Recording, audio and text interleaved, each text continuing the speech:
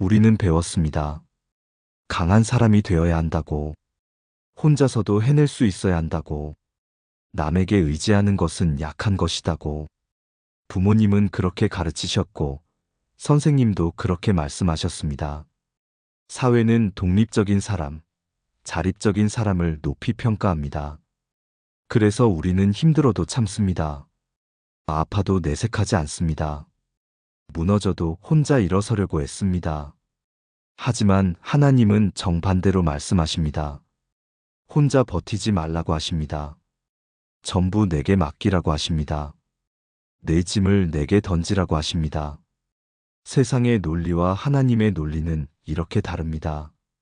세상은 강한 자가 살아남는다고 말하지만 하나님은 약한 자를 강하게 하신다고 말씀하십니다. 세상은 내 힘으로 이겨내라고 하지만 하나님은 내 힘으로 너를 지키겠다고 약속하십니다.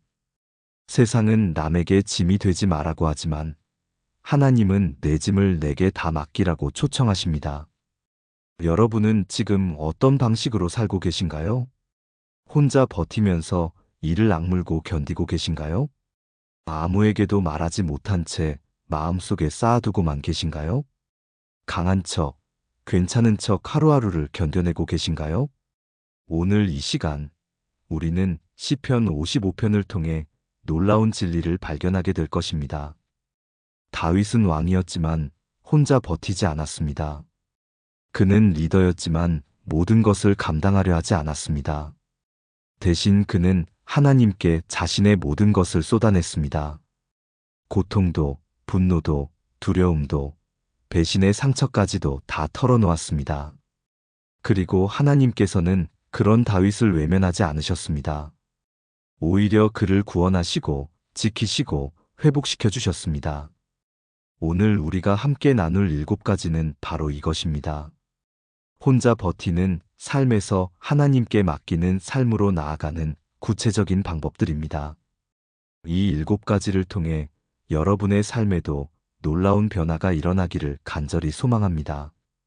여러분은 힘들 때 어떻게 하십니까? 참으려고 하시나요? 아니면 털어놓으시나요? 많은 분들이 특히 하나님 앞에서는 예쁜 말만 해야 한다고 생각합니다. 기도할 때는 거룩하고 경건한 말만 해야 한다고 여깁니다. 하지만 시편 55편의 다윗은 전혀 그렇지 않았습니다. 그는 자신의 고통을 있는 그대로 하나님께 쏟아냈습니다. 시편 55편 1절부터 2절을 함께 보시겠습니다. 하나님이여 내 기도에 귀를 기울이시고 내가 간구할 때에 숨지 마소서. 내게 굽히사 응답하소서. 내가 근심으로 편하지 못하여 탄식하오니. 이것이 기도입니까? 이것은 거의 울부짖음에 가깝습니다. 숨지 마소서. 내게 굽히사 응답하소서라는 표현을 보십시오. 이것은 절박함의 언어입니다. 다윗은 자신이 근심으로 편하지 못하다고 솔직하게 고백합니다. 그는 탄식하고 있다고 말합니다. 이것이 진짜 기도입니다. 하나님은 우리의 포장된 말을 원하지 않으십니다. 예쁘게 꾸민 기도문을 기다리지 않으십니다. 오히려 하나님은 우리의 진짜 마음, 날 것의 감정, 숨기지 않은 아픔을 듣기 원하십니다. 제가 만났던 한 집사님이 있습니다. 65세 되시는 분이었는데 평생 교회를 다니면서도 제대로 된 기도를 해본 적이 없다고 고백하셨습니다. 목사님, 저는 늘 기도할 때 감사합니다. 은혜 주세요. 축복해 주세요만 반복했어요. 정작 제 마음속 깊은 곳에 있는 고통과 슬픔은 한 번도 하나님께 말씀드리지 못했습니다. 그분은 남편의 사업 실패로 20년간 빚을 갚으며 살았습니다. 자녀들의 학비를 대느라 새벽부터 밤늦게까지 일했습니다. 친정 부모님의 병간호까지 혼자 감당했습니다. 하지만 그 모든 시간 동안 단 한 번도 하나님께 힘들어요, 외로워요, 무서워요라고 말하지 못했다고 합니다. 하나님께 불평하는 것 같아서요라는 것이 그분의 이유였습니다. 그런데 어느 날 새벽 기도 시간에 시편 55편을 읽게 되었다고 합니다. 다윗이 하나님 앞에 자신의 고통을 쏟아내는 것을 보면서 큰 충격을 받았다고 합니다. 그날 그분은 처음으로 진짜 기도를 했습니다. 20년간 쌓아두었던 모든 고통을, 슬픔을, 분노를, 억울함을 하나님께 다 토해냈습니다. 1시간을 울면서 기도했고 그 이후로 삶이 완전히 달라졌다고 간증하셨습니다. 짐이 사라진 게 아니라 짐을 혼자 지지 않아도 된다는 것을 알게 되었어요. 이것이 바로 고통을 숨기지 않고 토해내는 기도의 능력입니다. 여러분도 그런 경험이 있으시지 않나요? 너무 힘들어서 하나님 앞에 엎드려 울면서 다 털어놓았던 순간 말입니다. 그때 느꼈던 그 평안함, 그 가벼움을 기억하십니까? 하나님은 우리의 예쁜 기도가 아니라 진실한 기도를 기다리고 계십니다. 오늘부터 여러분의 고통을 숨기지 마십시오. 하나님께 있는 그대로 다 토해내십시오. 그것이 진짜 기도의 시작입니다. 시편 55편 6절부터 8절을 보시겠습니다. 나는 이르기를 나에게 비둘기 같은 날개가 있다면 날아가서 편히 쉬리라. 내가 멀리 날아가서 광야에 머물리라. 내가 피난처에 속히 가서 폭풍과 광풍을 피하리라 하였도다. 얼마나 솔직한 고백입니까? 다윗은 도망가고 싶다고 말합니다. 멀리 날아가서 광야에 혼자 있고 싶다고 합니다. 모든 것을 피해서 숨고 싶다고 고백합니다. 이것이 왕의 고백입니다. 믿음의 사람 다윗의 고백입니다. 우리는 종종 이런 마음을 가지면 안 된다고 생각합니다. 그리스도인이 어떻게 도망가고 싶다는 생각을 할 수 있어? 믿음이 있으면 견뎌내야지. 도망가고 싶다는 건 믿음이 없는 거야. 이렇게 스스로를 정죄하지 않으셨나요? 하지만 하나님은 우리의 그런 마음까지도 이해하십니다. 도망가고 싶은 마음, 다 내려놓고 싶은 마음, 숨고 싶은 마음이 우리에게 있다는 것을 아십니다. 그리고 그것을 인정하는 것이 바로 회복의 첫걸음입니다.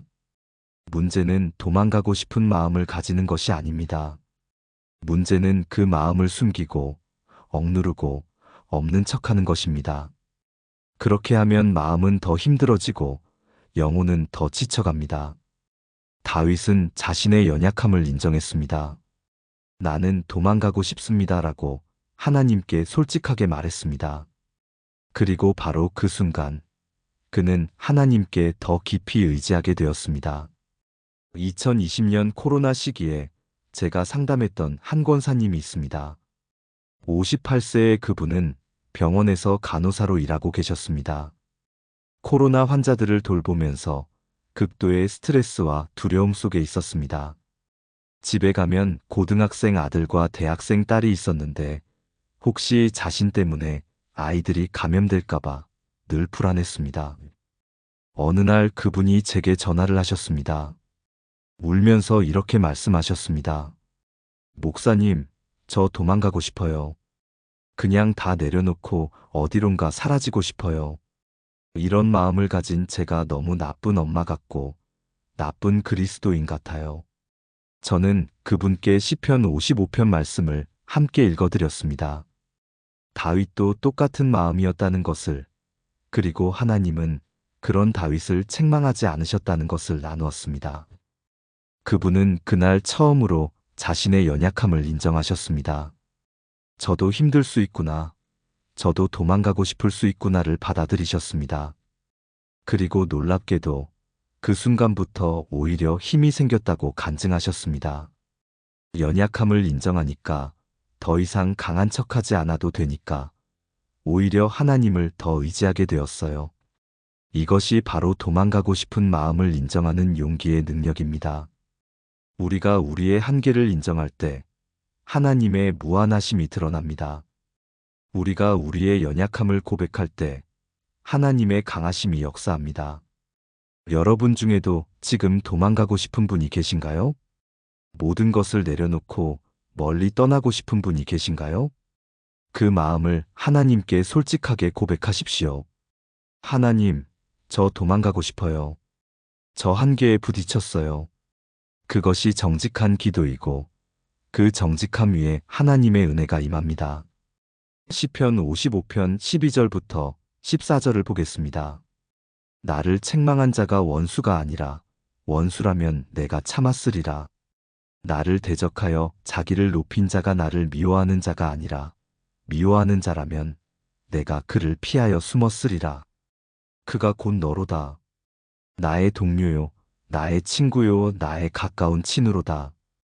우리가 같이 재미있게 의논하며 무리와 함께하여 하나님의 집 안에서 다녔도다. 이것은 가장 깊은 상처입니다. 원수가 아니라 친구에게 배신당한 상처입니다. 함께 기도했던 사람, 함께 예배드렸던 사람, 가장 가까웠던 사람에게 칼을 맞은 아픔입니다. 다윗은 이 배신의 상처를 숨기지 않고 하나님께 그대로 고백합니다. 그가 곧 너로다라는 표현에서 얼마나 큰 충격과 아픔이 느껴지십니까? 우리도 살면서 이런 경험을 하지 않으셨나요? 가장 믿었던 사람에게 배신당하는 경험 말입니다. 교회 안에서도 이런 일이 일어납니다. 함께 구역 예배를 드리던 집사님이 뒤에서 나쁜 말을 하더라는 것을 알게 될 때가 있습니다. 가장 친하게 지내던 권사님이 사실은 나를 시기하고 있었다는 것을 발견할 때가 있습니다. 목회자도 예외가 아닙니다.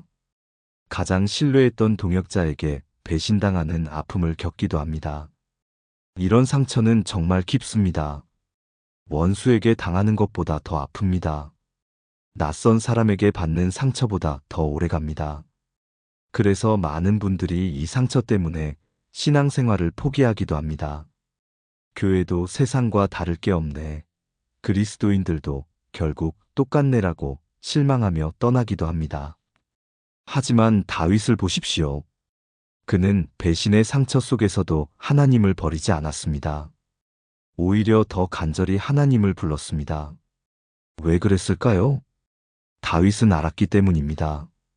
사람은 실망시킬 수 있지만 하나님은 절대 실망시키지 않으신다는 것을 알았습니다. 친구는 배신할 수 있지만 하나님은 절대 배신하지 않으신다는 것을 믿었습니다. 제가 아는 한 집사님의 이야기를 나누겠습니다. 62세의 그 집사님은 교회에서 30년 넘게 봉사하신 분이었습니다. 재정위원으로 섬기면서 교회 살림을 꼼꼼하게 관리하셨습니다. 그런데 몇 년 전 함께 일하던 또 다른 재정위원이 교회 돈을 횡령한 사건이 있었습니다. 그것도 그 집사님의 이름을 이용해서 말입니다. 진실이 밝혀지기까지 석 달이 걸렸는데 그 기간 동안 많은 성도들이 그 집사님을 의심했습니다. 30년 넘게 함께했던 분들이 등을 돌렸습니다. 전화도 받지 않고 만나면 피했습니다. 그 집사님은 그 시간이 인생에서 가장 힘들었다고 고백하셨습니다. 배신의 아픔보다 더 아픈 것은 억울함이었다고 합니다. 하지만 그분은 매일 새벽 시편 55편을 읽으며 기도했다고 합니다. 하나님, 다윗도 이런 아픔을 겪었습니다. 저도 지금 똑같은 고통 속에 있습니다. 하지만 다윗처럼 저도 주님만 바라보겠습니다. 진실이 밝혀진 후 많은 분들이 사과했습니다. 하지만 그 집사님은 이미 용서한 상태였다고 합니다. 그 석 달이 제 믿음을 성숙하게 만들었어요. 사람이 아니라 하나님을 의지하는 법을 배웠습니다. 여러분도 혹시 배신의 상처로 아파하고 계신가요? 가장 믿었던 사람에게 등을 돌린 경험으로 힘들어 하시나요? 그 아픔을 하나님께 가져가십시오. 사람은 실망시킬 수 있지만 하나님은 절대로 실망시키지 않으십니다. 배신의 상처 속에서도 하나님을 부를 때 하나님은 우리를 치유하시고 회복시켜 주십니다. 시편 55편 16절부터 17절을 함께 보겠습니다. 나는 하나님께 부르짖으리니 여호와께서 나를 구원하시리로다. 저녁과 아침과 정오에 내가 근심하여 탄식하리니 여호와께서 내 소리를 들으시리로다. 여기서 우리는 놀라운 사실을 발견합니다. 다윗은 하루에 3번 규칙적으로 기도했습니다. 저녁과 아침과 정오에 하나님께 부르짖었습니다. 이것은 단순한 습관이 아닙니다. 이것은 생존 전략입니다. 다윗은 알았습니다. 혼자서는 하루도 버틸 수 없다는 것을 알았습니다. 그래서 아침에 힘을 구했고, 정오에 또 힘을 구했고, 저녁에 다시 힘을 구했습니다. 많은 분들이 이렇게 말씀하십니다. 목사님, 저는 기도가 안 돼요. 무슨 말을 해야 할지 모르겠어요. 하지만 다윗을 보십시오. 그는 근심하여 탄식했다고 합니다. 거창한 기도문이 아니었습니다. 그냥 자신의 근심과 탄식을 하나님께 쏟아낸 것입니다. 그것이 기도입니다. 그리고 그는 이것을 하루에 3번 규칙적으로 했습니다. 왜 규칙적이어야 할까요? 왜 하루에 3번이어야 할까요? 우리의 영혼은 하루 3번 먹는 밥처럼 규칙적인 영적 양식이 필요하기 때문입니다. 아침에 먹은 밥이 저녁까지 가지 않듯이 아침에 받은 은혜도 저녁까지 가지 않습니다. 그래서 우리는 계속해서 하나님께 나아가야 합니다. 저는 몇 년 전 한 권사님을 통해 이 진리를 다시 깨달았습니다. 70세가 되신 그 권사님은 관절염이 심해서 걷기도 힘드신 분이었습니다. 그런데도 매일 새벽 기도회에 나오셨습니다. 비가 오나 눈이 오나 빠지지 않으셨습니다. 어느 날 제가 여쭤봤습니다. 권사님, 몸이 불편하신데 매일 나오시기 힘드시지 않으세요? 그분의 대답이 잊혀지지 않습니다. 목사님, 안 나올 수가 없어요. 이 기도가 제 생명줄이에요. 아침에 하나님께 힘을 받지 않으면 하루를 못 버텨요. 그리고 이어서 이렇게 말씀하셨습니다. 저는 아침, 점심, 저녁으로 기도 시간을 정해놨어요. 아침 오시는 새벽 기도, 낮 12시는 집에서 중보기도, 저녁 7시는 성경 읽으며 감사기도. 이 3번의 기도가 없으면 저는 무너져요. 그 권사님에게는 큰 시련이 있었습니다. 남편이 10년 전에 치매로 요양원에 계셨고, 아들은 사업 실패로 집을 잃고 권사님 집에 얹혀 살고 있었습니다. 손주들까지 돌보면서 경제적으로도 힘든 상황이었습니다. 하지만 그분은 늘 평안한 얼굴이었습니다. 비결을 물었더니 이렇게 대답하셨습니다.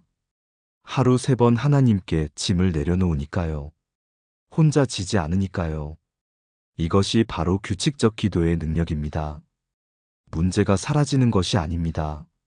상황이 바뀌는 것이 아닙니다. 하지만 우리가 변합니다. 짐을 혼자 지지 않고 계속해서 하나님께 맡기는 법을 배우게 됩니다. 여러분은 규칙적인 기도 시간이 있으십니까?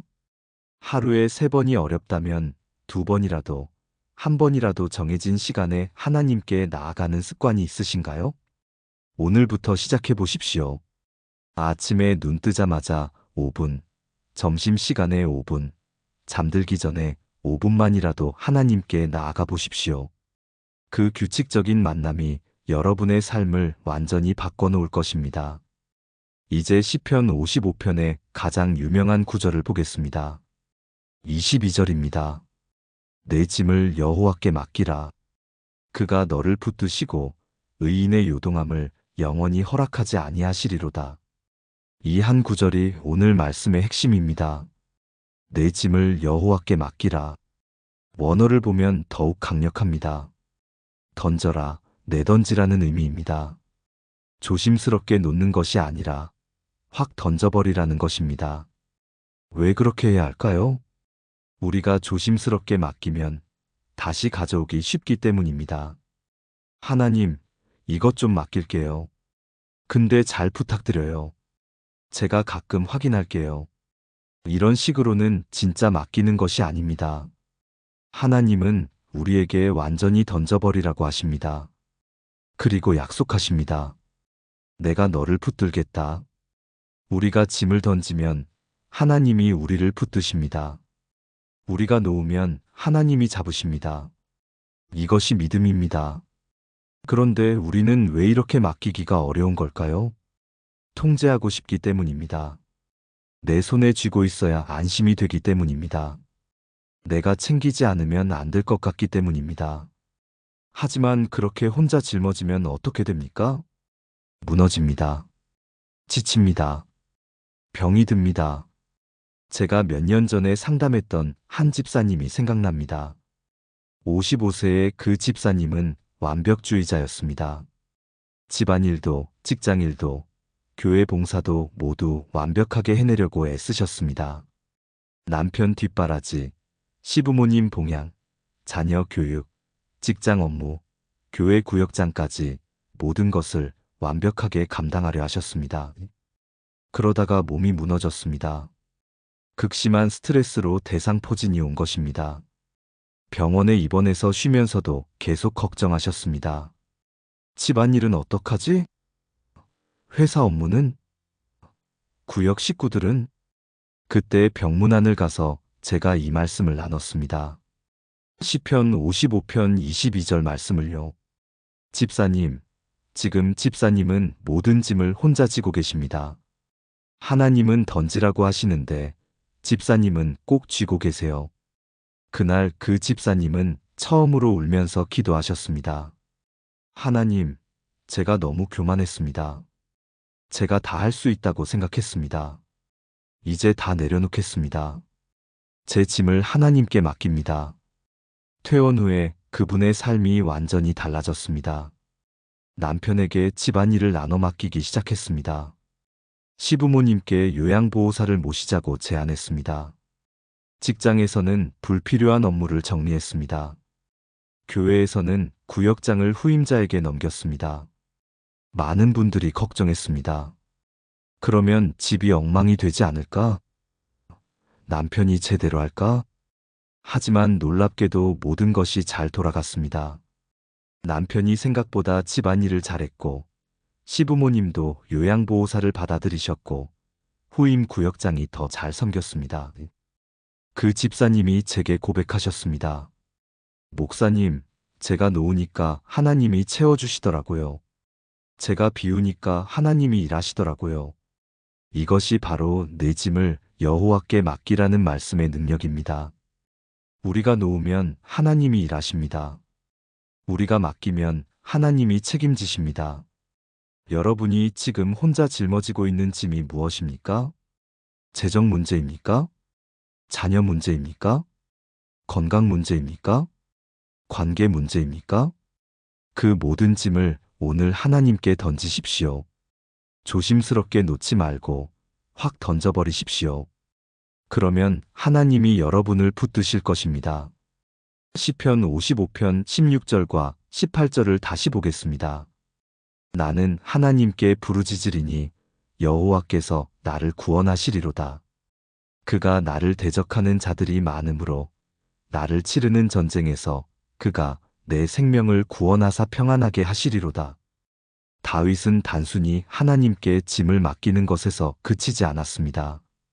그는 확신했습니다. 여호와께서 나를 구원하시리로다. 이것은 추측이 아닙니다. 희망사항이 아닙니다. 확신입니다. 다윗은 어떻게 이런 확신을 가질 수 있었을까요? 경험 때문입니다. 그는 이미 수없이 하나님의 구원을 경험했습니다. 사자와 곰의 손에서, 골리앗의 창에서, 사울의 추격에서 하나님이 구원하셨습니다.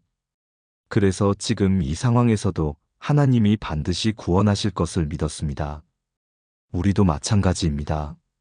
우리가 지나온 길을 돌아보면 하나님의 구원이 보입니다. 그때는 몰랐지만 돌이켜보면 하나님이 지켜주셨습니다. 그때는 끝인 줄 알았지만 하나님이 길을 열어주셨습니다.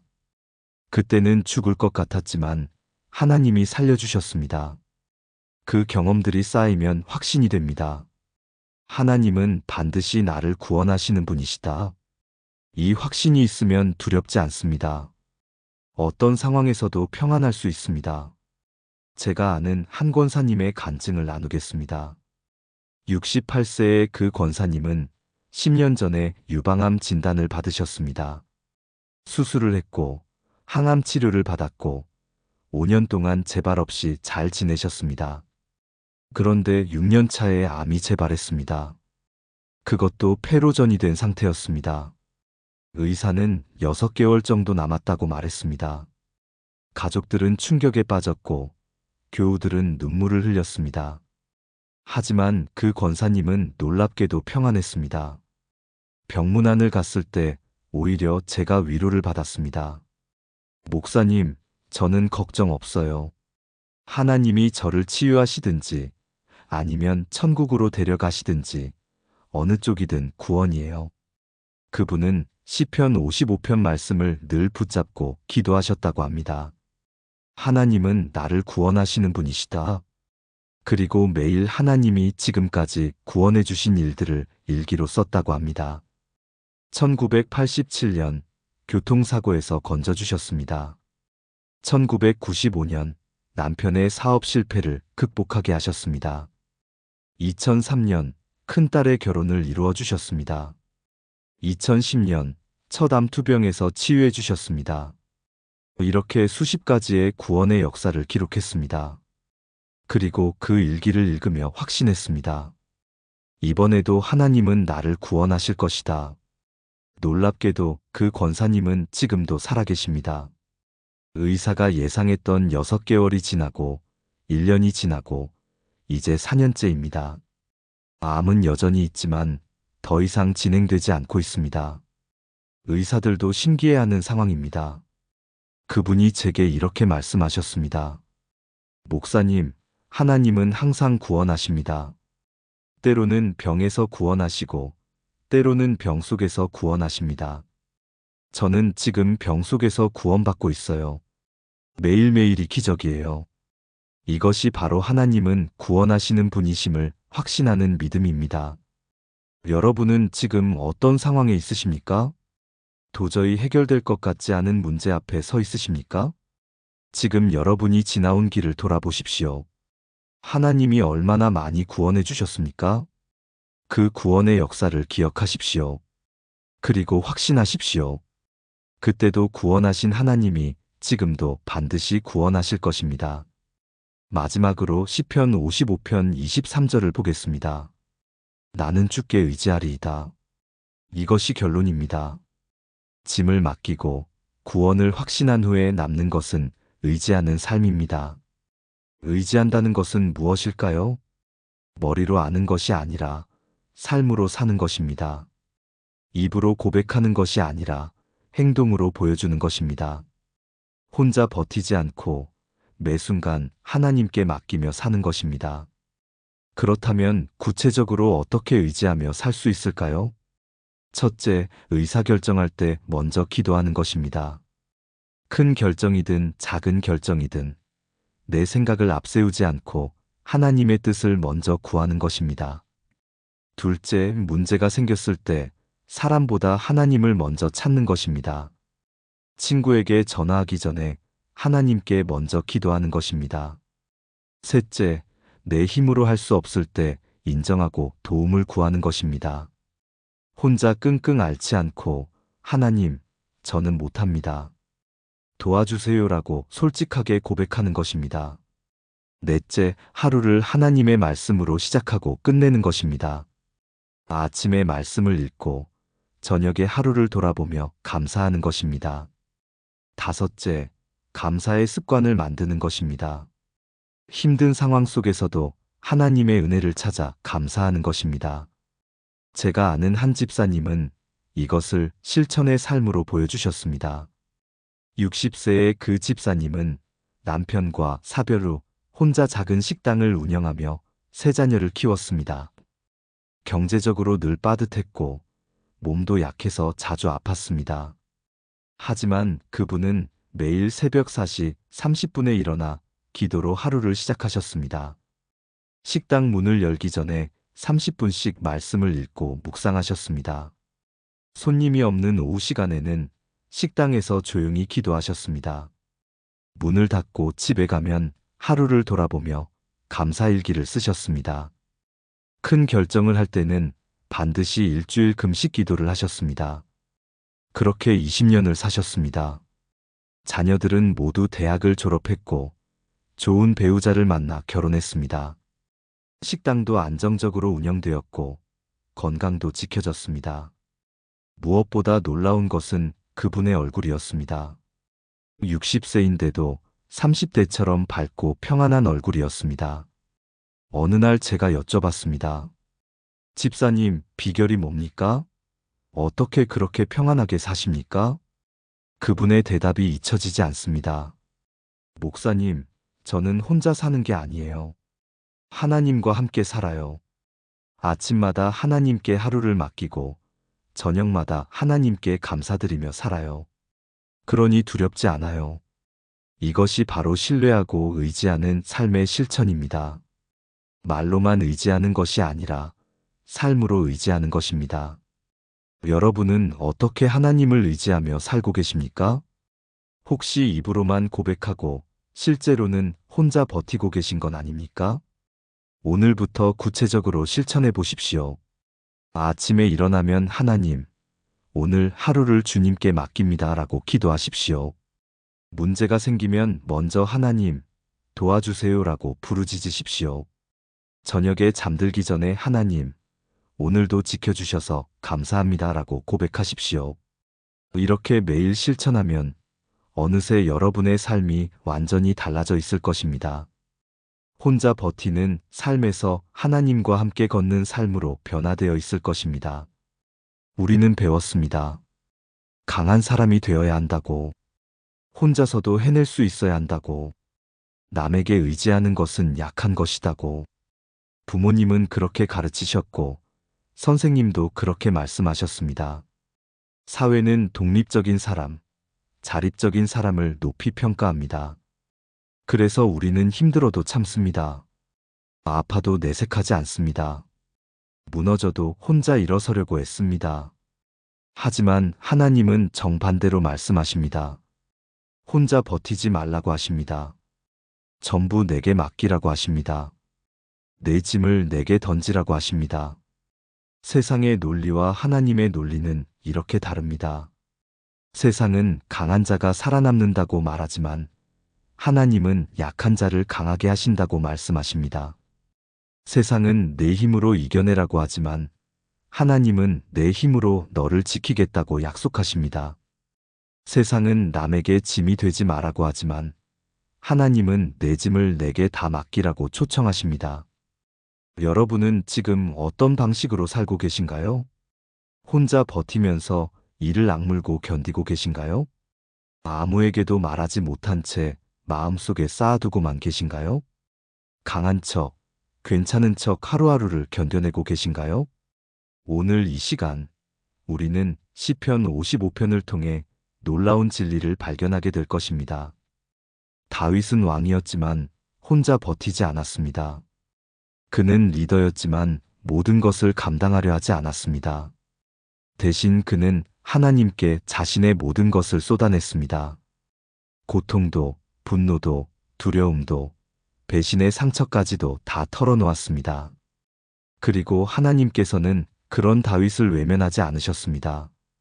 오히려 그를 구원하시고 지키시고 회복시켜 주셨습니다. 오늘 우리가 함께 나눌 7가지는 바로 이것입니다. 혼자 버티는 삶에서 하나님께 맡기는 삶으로 나아가는 구체적인 방법들입니다. 이 7가지를 통해 여러분의 삶에도 놀라운 변화가 일어나기를 간절히 소망합니다. 여러분은 힘들 때 어떻게 하십니까? 참으려고 하시나요? 아니면 털어놓으시나요? 많은 분들이 특히 하나님 앞에서는 예쁜 말만 해야 한다고 생각합니다. 기도할 때는 거룩하고 경건한 말만 해야 한다고 여깁니다. 하지만 시편 55편의 다윗은 전혀 그렇지 않았습니다. 그는 자신의 고통을 있는 그대로 하나님께 쏟아냈습니다. 시편 55편 1절부터 2절을 함께 보시겠습니다. 하나님이여 내 기도에 귀를 기울이시고 내가 간구할 때에 숨지 마소서. 내게 굽히사 응답하소서. 내가 근심으로 편하지 못하여 탄식하오니. 이것이 기도입니까? 이것은 거의 울부짖음에 가깝습니다. 숨지 마소서, 내게 굽히사 응답하소서라는 표현을 보십시오. 이것은 절박함의 언어입니다. 다윗은 자신이 근심으로 편하지 못하다고 솔직하게 고백합니다. 그는 탄식하고 있다고 말합니다. 이것이 진짜 기도입니다.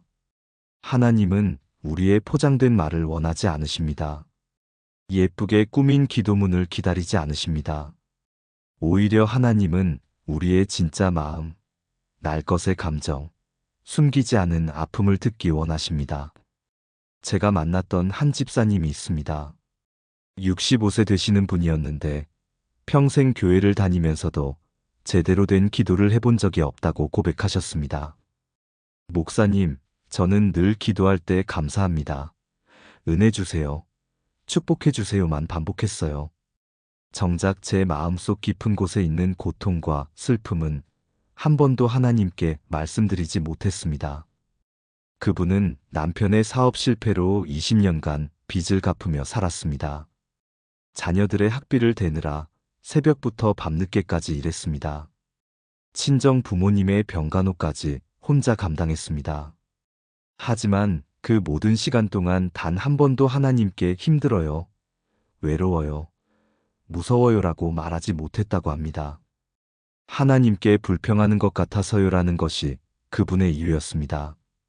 그런데 어느 날 새벽 기도 시간에 시편 55편을 읽게 되었다고 합니다.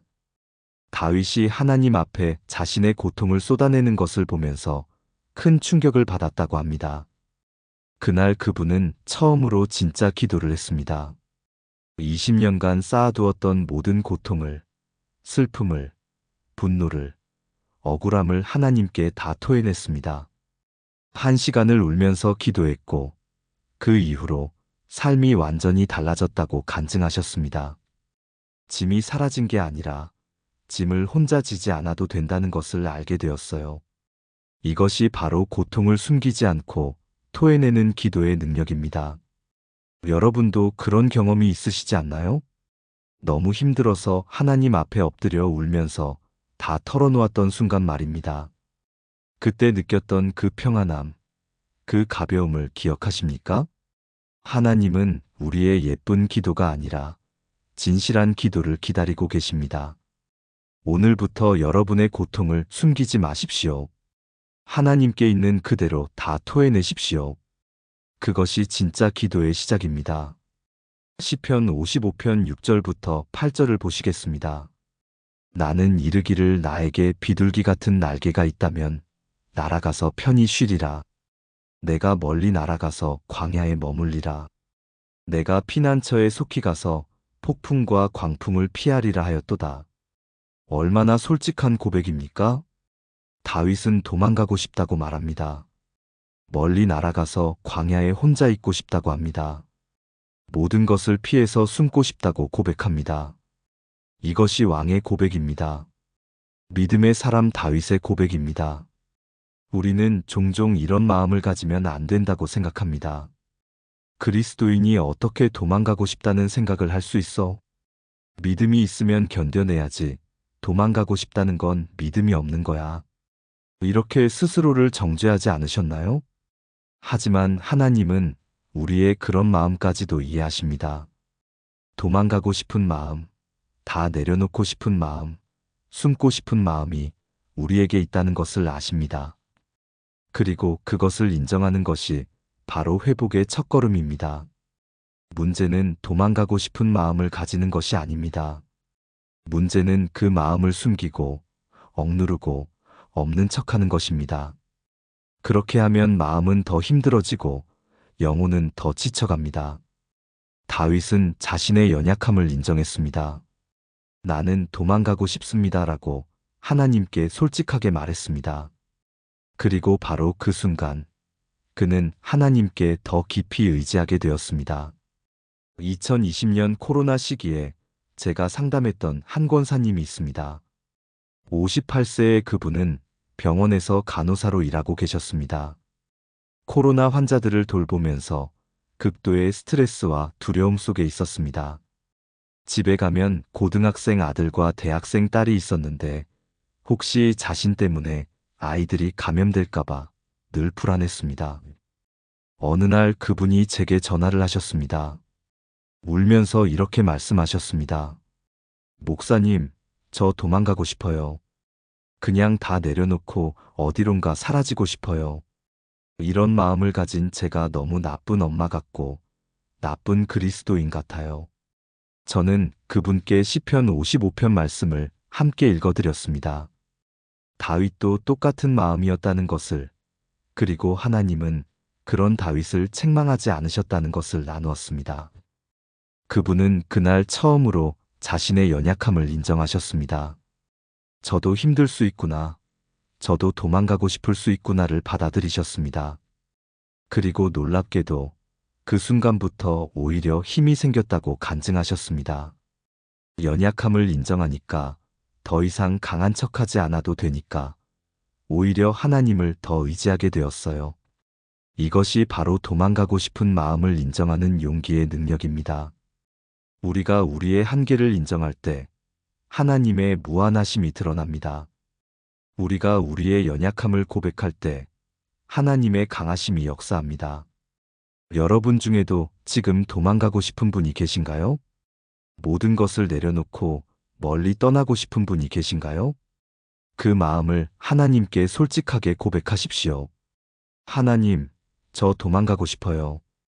저 한계에 부딪혔어요. 그것이 정직한 기도이고 그 정직함 위에 하나님의 은혜가 임합니다. 시편 55편 12절부터 14절을 보겠습니다. 나를 책망한 자가 원수가 아니라 원수라면 내가 참았으리라. 나를 대적하여 자기를 높인 자가 나를 미워하는 자가 아니라 미워하는 자라면 내가 그를 피하여 숨었으리라. 그가 곧 너로다. 나의 동료요, 나의 친구요, 나의 가까운 친으로다. 우리가 같이 재미있게 의논하며 무리와 함께하여 하나님의 집 안에서 다녔도다. 이것은 가장 깊은 상처입니다. 원수가 아니라 친구에게 배신당한 상처입니다. 함께 기도했던 사람, 함께 예배드렸던 사람, 가장 가까웠던 사람에게 칼을 맞은 아픔입니다. 다윗은 이 배신의 상처를 숨기지 않고 하나님께 그대로 고백합니다. 그가 곧 너로다라는 표현에서 얼마나 큰 충격과 아픔이 느껴지십니까? 우리도 살면서 이런 경험을 하지 않으셨나요? 가장 믿었던 사람에게 배신당하는 경험 말입니다. 교회 안에서도 이런 일이 일어납니다. 함께 구역 예배를 드리던 집사님이 뒤에서 나쁜 말을 하더라는 것을 알게 될 때가 있습니다. 가장 친하게 지내던 권사님이 사실은 나를 시기하고 있었다는 것을 발견할 때가 있습니다. 목회자도 예외가 아닙니다. 가장 신뢰했던 동역자에게 배신당하는 아픔을 겪기도 합니다. 이런 상처는 정말 깊습니다. 원수에게 당하는 것보다 더 아픕니다. 낯선 사람에게 받는 상처보다 더 오래갑니다. 그래서 많은 분들이 이 상처 때문에 신앙생활을 포기하기도 합니다. 교회도 세상과 다를 게 없네. 그리스도인들도 결국 똑같네라고 실망하며 떠나기도 합니다. 하지만 다윗을 보십시오. 그는 배신의 상처 속에서도 하나님을 버리지 않았습니다. 오히려 더 간절히 하나님을 불렀습니다. 왜 그랬을까요? 다윗은 알았기 때문입니다. 사람은 실망시킬 수 있지만 하나님은 절대 실망시키지 않으신다는 것을 알았습니다. 친구는 배신할 수 있지만 하나님은 절대 배신하지 않으신다는 것을 믿었습니다. 제가 아는 한 집사님의 이야기를 나누겠습니다. 62세의 그 집사님은 교회에서 30년 넘게 봉사하신 분이었습니다. 재정위원으로 섬기면서 교회 살림을 꼼꼼하게 관리하셨습니다. 그런데 몇 년 전 함께 일하던 또 다른 재정위원이 교회 돈을 횡령한 사건이 있었습니다. 그것도 그 집사님의 이름을 이용해서 말입니다. 진실이 밝혀지기까지 석 달이 걸렸는데 그 기간 동안 많은 성도들이 그 집사님을 의심했습니다. 30년 넘게 함께했던 분들이 등을 돌렸습니다. 전화도 받지 않고 만나면 피했습니다. 그 집사님은 그 시간이 인생에서 가장 힘들었다고 고백하셨습니다. 배신의 아픔보다 더 아픈 것은 억울함이었다고 합니다. 하지만 그분은 매일 새벽 시편 55편을 읽으며 기도했다고 합니다. 하나님, 다윗도 이런 아픔을 겪었습니다. 저도 지금 똑같은 고통 속에 있습니다. 하지만 다윗처럼 저도 주님만 바라보겠습니다.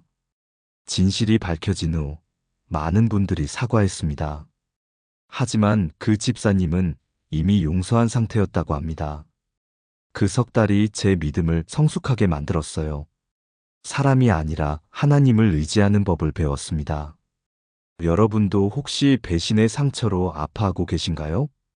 가장 믿었던 사람에게 등을 돌린 경험으로 힘들어 하시나요? 그 아픔을 하나님께 가져가십시오. 사람은 실망시킬 수 있지만 하나님은 절대로 실망시키지 않으십니다. 배신의 상처 속에서도 하나님을 부를 때 하나님은 우리를 치유하시고 회복시켜 주십니다. 시편 55편 16절부터 17절을 함께 보겠습니다. 나는 하나님께 부르짖으리니 여호와께서 나를 구원하시리로다. 저녁과 아침과 정오에 내가 근심하여 탄식하리니 여호와께서 내 소리를 들으시리로다. 여기서 우리는 놀라운 사실을 발견합니다. 다윗은 하루에 3번 규칙적으로 기도했습니다. 저녁과 아침과 정오에 하나님께 부르짖었습니다. 이것은 단순한 습관이 아닙니다. 이것은 생존 전략입니다. 다윗은 알았습니다. 혼자서는 하루도 버틸 수 없다는 것을 알았습니다. 그래서 아침에 힘을 구했고, 정오에 또 힘을 구했고, 저녁에 다시 힘을 구했습니다. 많은 분들이 이렇게 말씀하십니다. 목사님, 저는 기도가 안 돼요. 무슨 말을 해야 할지 모르겠어요. 하지만 다윗을 보십시오. 그는 근심하여 탄식했다고 합니다. 거창한 기도문이 아니었습니다.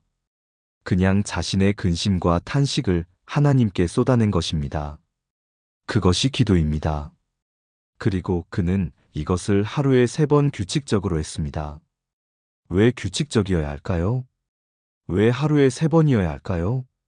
우리의 영혼은 하루 3번 먹는 밥처럼 규칙적인 영적 양식이 필요하기 때문입니다. 아침에 먹은 밥이 저녁까지 가지 않듯이 아침에 받은 은혜도 저녁까지 가지 않습니다. 그래서 우리는 계속해서 하나님께 나아가야 합니다. 저는 몇 년 전 한 권사님을 통해 이 진리를 다시 깨달았습니다. 70세가 되신 그 권사님은 관절염이 심해서 걷기도 힘드신 분이었습니다. 그런데도 매일 새벽 기도회에 나오셨습니다. 비가 오나 눈이 오나 빠지지 않으셨습니다. 어느 날 제가 여쭤봤습니다. 권사님, 몸이 불편하신데 매일 나오시기 힘드시지 않으세요? 그분의 대답이 잊혀지지 않습니다. 목사님, 안 나올 수가 없어요. 이 기도가 제 생명줄이에요. 아침에 하나님께 힘을 받지 않으면 하루를 못 버텨요. 그리고 이어서 이렇게 말씀하셨습니다. 저는 아침, 점심, 저녁으로 기도 시간을 정해놨어요. 아침 오시는 새벽 기도, 낮 12시는 집에서 중보기도, 저녁 7시는 성경 읽으며 감사기도. 이 3번의 기도가 없으면 저는 무너져요. 그 권사님에게는 큰 시련이 있었습니다. 남편이 10년 전에 치매로 요양원에 계셨고, 아들은 사업 실패로 집을 잃고 권사님 집에 얹혀 살고 있었습니다. 손주들까지 돌보면서 경제적으로도 힘든 상황이었습니다. 하지만 그분은 늘 평안한 얼굴이었습니다. 비결을 물었더니 이렇게 대답하셨습니다. 하루 3번 하나님께 짐을 내려놓으니까요. 혼자 지지 않으니까요. 이것이 바로 규칙적 기도의 능력입니다. 문제가 사라지는 것이 아닙니다. 상황이 바뀌는 것이 아닙니다. 하지만 우리가 변합니다. 짐을 혼자 지지 않고 계속해서 하나님께 맡기는 법을 배우게 됩니다. 여러분은 규칙적인 기도 시간이 있으십니까? 하루에 3번이 어렵다면 2번이라도, 1번이라도 정해진 시간에 하나님께 나아가는 습관이 있으신가요? 오늘부터 시작해 보십시오. 아침에 눈 뜨자마자 5분, 점심시간에 5분, 잠들기 전에 5분만이라도 하나님께 나아가 보십시오. 그 규칙적인 만남이 여러분의 삶을 완전히 바꿔놓을 것입니다. 이제 시편 55편의 가장 유명한 구절을 보겠습니다. 22절입니다. 내 짐을 여호와께 맡기라. 그가 너를 붙드시고 의인의 요동함을 영원히 허락하지 아니하시리로다. 이 한 구절이 오늘 말씀의 핵심입니다. 내 짐을 여호와께 맡기라. 원어를 보면 더욱 강력합니다. 던져라, 내던지라는 의미입니다. 조심스럽게 놓는 것이 아니라 확 던져버리라는 것입니다. 왜 그렇게 해야 할까요? 우리가 조심스럽게 맡기면 다시 가져오기 쉽기 때문입니다. 하나님, 이것 좀 맡길게요. 근데 잘 부탁드려요. 제가 가끔 확인할게요. 이런 식으로는 진짜 맡기는 것이 아닙니다. 하나님은 우리에게 완전히 던져버리라고 하십니다. 그리고 약속하십니다. 내가 너를 붙들겠다. 우리가 짐을 던지면 하나님이 우리를 붙드십니다. 우리가 놓으면 하나님이 잡으십니다. 이것이 믿음입니다. 그런데 우리는 왜 이렇게 맡기기가 어려운 걸까요? 통제하고 싶기 때문입니다. 내 손에 쥐고 있어야 안심이 되기 때문입니다. 내가 챙기지 않으면 안 될 것 같기 때문입니다. 하지만 그렇게 혼자 짊어지면 어떻게 됩니까? 무너집니다. 지칩니다. 병이 듭니다. 제가 몇 년 전에 상담했던 한 집사님이 생각납니다. 55세의 그 집사님은 완벽주의자였습니다. 집안일도, 직장일도, 교회 봉사도 모두 완벽하게 해내려고 애쓰셨습니다. 남편 뒷바라지, 시부모님 봉양, 자녀 교육, 직장 업무, 교회 구역장까지 모든 것을 완벽하게 감당하려 하셨습니다. 그러다가 몸이 무너졌습니다. 극심한 스트레스로 대상포진이 온 것입니다. 병원에 입원해서 쉬면서도 계속 걱정하셨습니다. 집안일은 어떡하지? 회사 업무는? 구역 식구들은? 그때 병문안을 가서 제가 이 말씀을 나눴습니다. 시편 55편 22절 말씀을요. 집사님, 지금 집사님은 모든 짐을 혼자 지고 계십니다. 하나님은 던지라고 하시는데 집사님은 꼭 쥐고 계세요. 그날 그 집사님은 처음으로 울면서 기도하셨습니다. 하나님, 제가 너무 교만했습니다. 제가 다 할 수 있다고 생각했습니다. 이제 다 내려놓겠습니다. 제 짐을 하나님께 맡깁니다. 퇴원 후에 그분의 삶이 완전히 달라졌습니다. 남편에게 집안일을 나눠 맡기기 시작했습니다. 시부모님께 요양보호사를 모시자고 제안했습니다. 직장에서는 불필요한 업무를 정리했습니다. 교회에서는 구역장을 후임자에게 넘겼습니다. 많은 분들이 걱정했습니다. 그러면 집이 엉망이 되지 않을까? 남편이 제대로 할까? 하지만 놀랍게도 모든 것이 잘 돌아갔습니다. 남편이 생각보다 집안일을 잘했고, 시부모님도 요양보호사를 받아들이셨고, 후임 구역장이 더 잘 섬겼습니다. 그 집사님이 제게 고백하셨습니다. 목사님, 제가 놓으니까 하나님이 채워주시더라고요. 제가 비우니까 하나님이 일하시더라고요. 이것이 바로 내 짐을 여호와께 맡기라는 말씀의 능력입니다. 우리가 놓으면 하나님이 일하십니다. 우리가 맡기면 하나님이 책임지십니다. 여러분이 지금 혼자 짊어지고 있는 짐이 무엇입니까? 재정 문제입니까? 자녀 문제입니까? 건강 문제입니까? 관계 문제입니까? 그 모든 짐을 오늘 하나님께 던지십시오. 조심스럽게 놓지 말고 확 던져버리십시오. 그러면 하나님이 여러분을 붙드실 것입니다. 시편 55편 16절과 18절을 다시 보겠습니다. 나는 하나님께 부르짖으리니 여호와께서 나를 구원하시리로다. 그가 나를 대적하는 자들이 많으므로 나를 치르는 전쟁에서 그가 내 생명을 구원하사 평안하게 하시리로다. 다윗은 단순히 하나님께 짐을 맡기는 것에서 그치지 않았습니다. 그는 확신했습니다. 여호와께서 나를 구원하시리로다. 이것은 추측이 아닙니다. 희망사항이 아닙니다. 확신입니다. 다윗은 어떻게 이런 확신을 가질 수 있었을까요? 경험 때문입니다. 그는 이미 수없이 하나님의 구원을 경험했습니다. 사자와 곰의 손에서 골리앗의 창에서, 사울의 추격에서 하나님이 구원하셨습니다. 그래서 지금 이 상황에서도 하나님이 반드시 구원하실 것을 믿었습니다. 우리도 마찬가지입니다. 우리가 지나온 길을 돌아보면 하나님의 구원이 보입니다. 그때는 몰랐지만 돌이켜보면 하나님이 지켜주셨습니다. 그때는 끝인 줄 알았지만 하나님이 길을 열어주셨습니다. 그때는 죽을 것 같았지만 하나님이 살려주셨습니다. 그 경험들이 쌓이면 확신이 됩니다. 하나님은 반드시 나를 구원하시는 분이시다. 이 확신이 있으면 두렵지 않습니다. 어떤 상황에서도 평안할 수 있습니다. 제가 아는 한 권사님의 간증을 나누겠습니다. 68세의 그 권사님은 10년 전에 유방암 진단을 받으셨습니다. 수술을 했고 항암 치료를 받았고 5년 동안 재발 없이 잘 지내셨습니다. 그런데 6년 차에 암이 재발했습니다. 그것도 폐로전이 된 상태였습니다. 의사는 6개월 정도 남았다고 말했습니다. 가족들은 충격에 빠졌고 교우들은 눈물을 흘렸습니다. 하지만 그 권사님은 놀랍게도 평안했습니다. 병문안을 갔을 때 오히려 제가 위로를 받았습니다. 목사님, 저는 걱정 없어요. 하나님이 저를 치유하시든지 아니면 천국으로 데려가시든지 어느 쪽이든 구원이에요. 그분은 시편 55편 말씀을 늘 붙잡고 기도하셨다고 합니다. 하나님은 나를 구원하시는 분이시다. 그리고 매일 하나님이 지금까지 구원해 주신 일들을 일기로 썼다고 합니다. 1987년 교통사고에서 건져주셨습니다.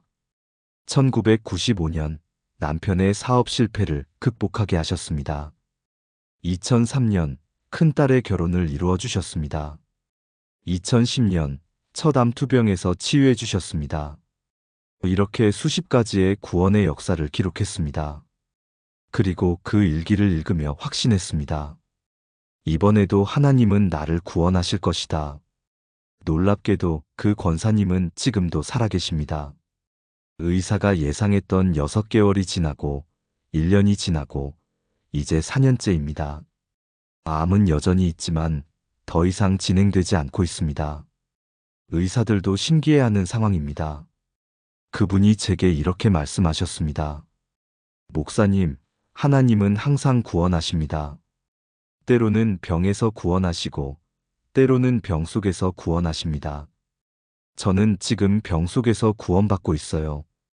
매일매일이 기적이에요. 이것이 바로 하나님은 구원하시는 분이심을 확신하는 믿음입니다. 여러분은 지금 어떤 상황에 있으십니까?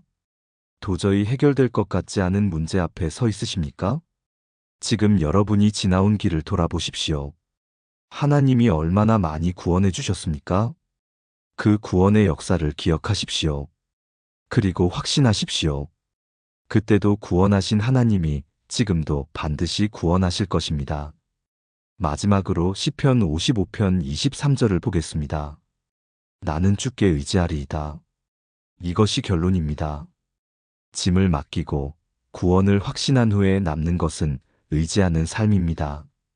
의지한다는 것은 무엇일까요?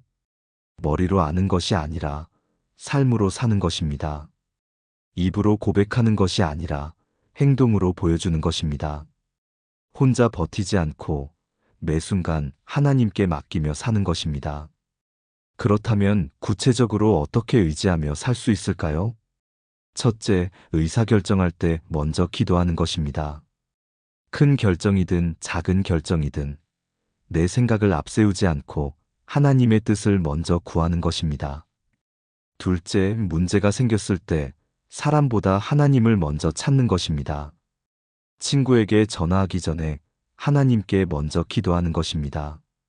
셋째, 내 힘으로 할 수 없을 때 인정하고 도움을 구하는 것입니다.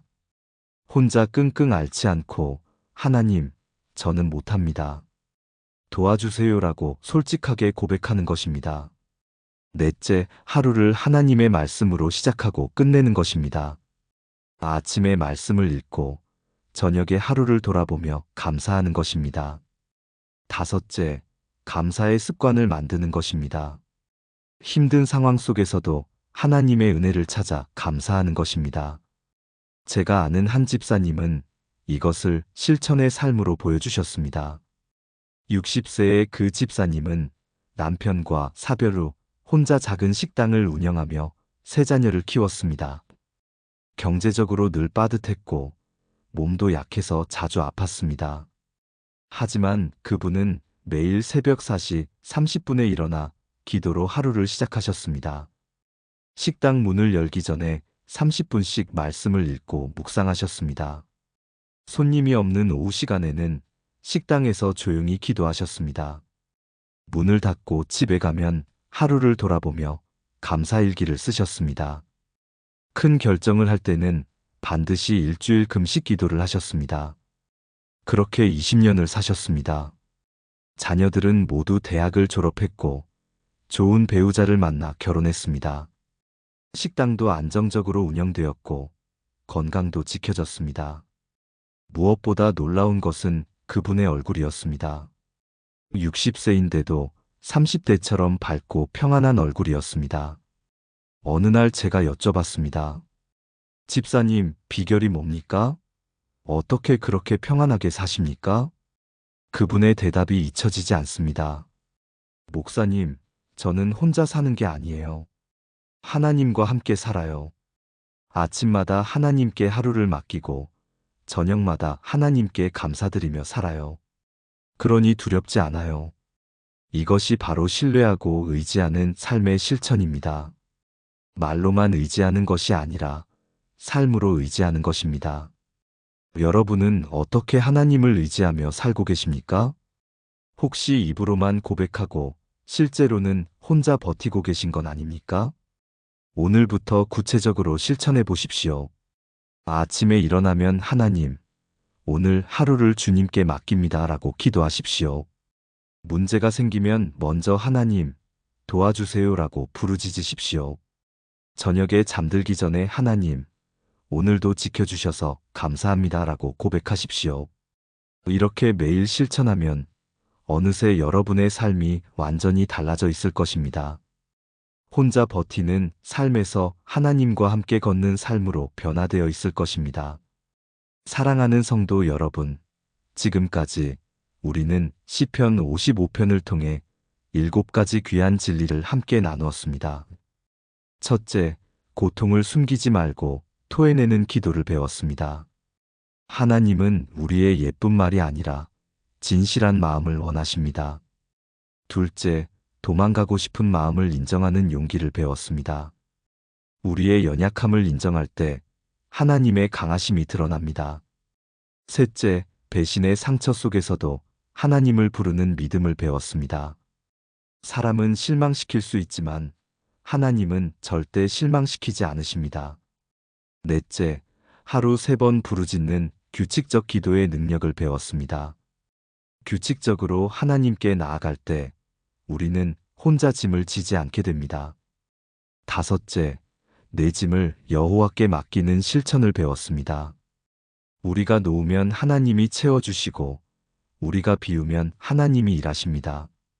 여섯째, 하나님은 구원하시는 분이심을 확신하는 믿음을 배웠습니다. 과거의 구원을 기억할 때 현재의 확신이 생깁니다. 일곱째, 신뢰하고 의지하는 삶을 구체적으로 실천하는 방법을 배웠습니다.